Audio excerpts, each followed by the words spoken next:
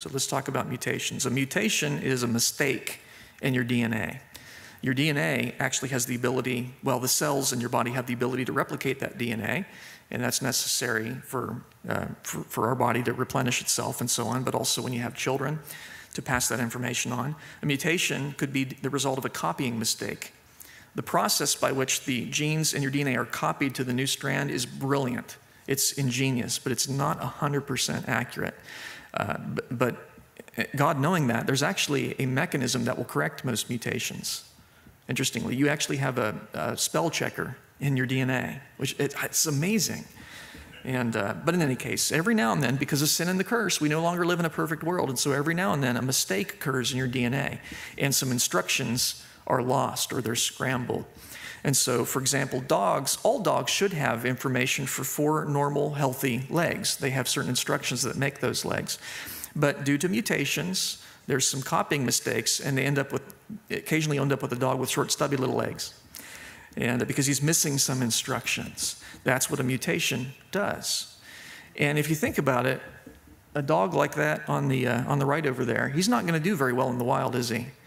Because with those short, stubby little legs, he can't run very fast. He can't catch anything, nor can he escape something that's trying to catch him. So he's not going to have a lot of luck in the wild. And so if you think about it, natural selection, to some extent, will tend to weed out mutations a little bit. Some mutations are immediately fatal. You get it, and your heart doesn't form properly, and you're dead.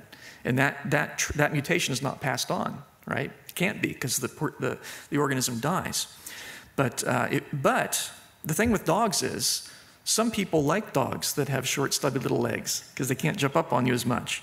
And so people will take these dogs and they will care for them and give them food and water. And these dogs don't have to survive in the wild because they have a human caretaker that can deal with their problems. And so they take these dogs and interbreed them with other dogs, and you end up with lots of dogs with short, stubby little legs. That's how that happens.